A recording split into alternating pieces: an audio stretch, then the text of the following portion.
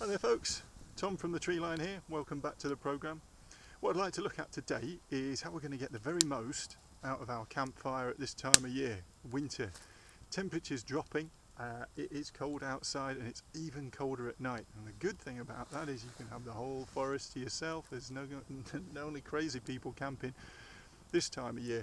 The not so good news is that your fire's going to need to work harder, or you're going to need to get more out of it in order to stay warm. Now that goes for whether you're using a sort of old school tarp setup, or whether you've brought a tent with you but you'd like to have a campfire anyway, just to sort of have a bit of, I don't know, with some company, just sit round and yarn on, or whether you just want to feel the warmth of a fire and cook your dinner over it.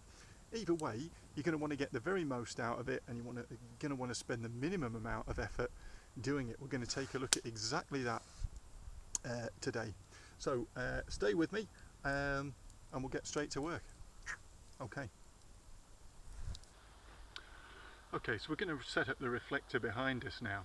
If you've read any of those survival manuals, or the SAS survival manual perhaps, you'll know that conventional wisdom is to find a really big flat-sided rock facing away from the wind, and then put your back against that. And it's an absolutely brilliant idea, but I don't know this area quite well, and I know there isn't one of those within at least 4 miles of here.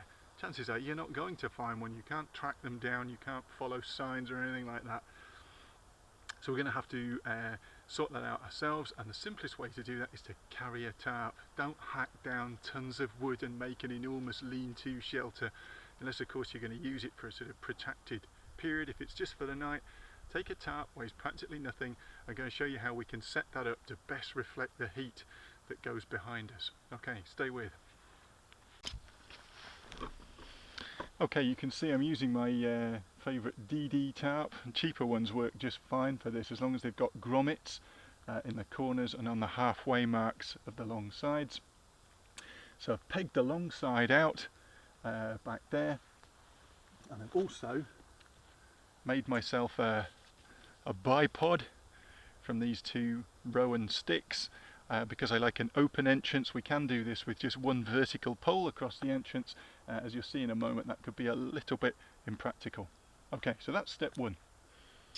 Okay, so the next thing I'm going to do is I'm going to thread my bipod through the hanging loop here. Now if your tarp has grommets, you'll just need to make one by just simply putting a loop of string through that middle grommet on the opposite long side, and then threading the bipod through it like this.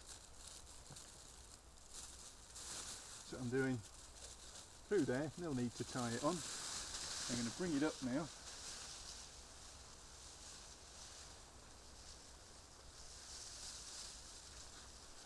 I'm going to measure off these short sides here to make sure that they'll reach the ground. Yeah, that's going to work at that.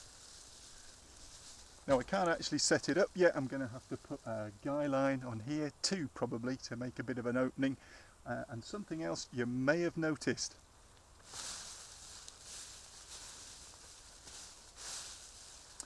You'll see it better in a moment, but I've, with a few tabs of duct tape, I've attached a survival blanket to the inside of my tarp. That took me nearly 5 minutes. Yeah, I did it at home, not out here. It's a little bit easier.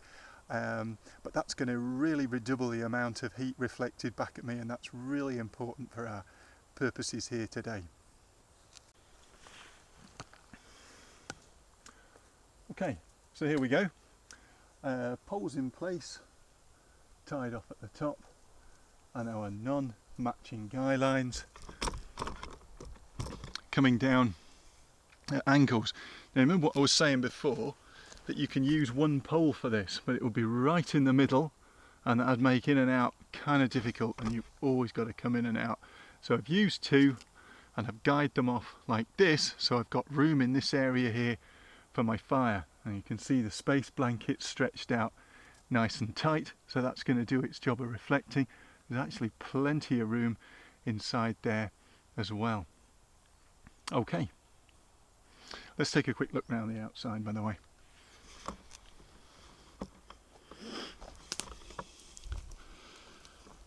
Pegged out in the corners with some sticks. Not the neatest piece of outdoor tarp rope personmanship you've ever seen, but for our purposes today it's going to be absolutely ideal.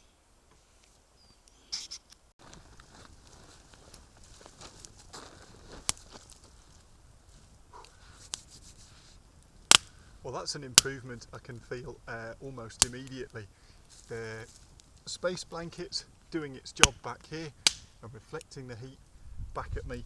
I've got something to sit on here. My kit's out of the rain, and I'm already thinking that, you know, when darkness comes and the temperature starts to drop, maybe a frost sets in, I'm going to be in reasonably good shape. But if we remember, if we think back to that seminal work on the outdoors, Lofty Wiseman's SAS Survival Handbook, and a good few other articles, videos and books on the same subject, conventional wisdom says that we now build a sort of like a miniature side of a log cabin here. Stacked logs held with uprights, and then another set of uprights on the other side to reflect the heat back at us. Okay, fair enough, that's great, but if you're out here just for one night, or you're making camp after a long day's hike, the very last thing you want to do, very last thing you should do, is start taking down additional timber. Sure, find yourself some good firewood and saw that up. If you've ever done it, you'll know that that takes a sort of significant amount of investment in time and effort. If you're then going to start building intricate wooden structures, that means you've got to source more timber, you've got to take it down, you've got to limit, you've got to cut it to shape, and then you've actually got to build that structure. Here's a wee picture of one. I've done that myself. Ask me how I know this. I built it right here on this site. You might even have seen the video. That took ages. I mean, I've used that a number of times, taken it down for today, but that's a lot of time and effort, and at the end of a day, especially when it's cold, you don't want to be putting extra effort into building, you know, little extra structures around yourself. This took a few minutes to put up. I didn't even need to find a big rock. I certainly didn't need to build anything behind myself. Here. Let's see if we can find a similar way of solving the problem of something on this side to reflect the heat back at us. Well folks, here's the solution to that problem. This is a piece of aluminium roof flashing which I picked up at the dump. Crimped the leading edges here where I cut it because it's a little bit sharp, and I can just roll it out like that.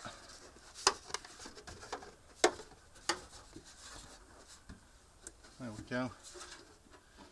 And I can then position that with some sticks behind the fire, and that's reflecting the heat right back at me. The size and approximate weight, to be honest, of a rolled up newspaper, I'm kind of happy with it. We're going to put it to the test today and see how it works, but picked up for nothing, and obviously the amount of effort required to set this up is going to be pretty minimal. Okay, let's set up. Well, here it is in situ, folks.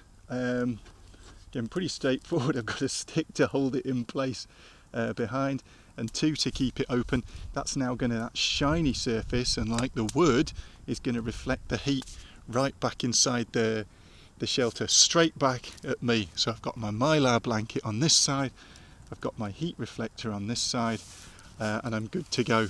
Two very simple, lightweight items that you can fit in your pack, and it's going to make a world of difference on those cold winter nights. Okay folks, well, as always, thanks for watching.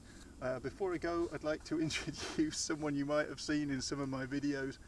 This is Pippin. She's a, I think, 4.5-year-old collie Saluki cross. She comes with me always out into the woods. I've put a coat on her today because she's just skin and bones and it is cold and she doesn't like it, and she just sits there shivering and looking miserable. Not even going to say hello. Hey Pippin. Alright folks, thanks for watching, and yeah, let's talk again soon. Take it easy.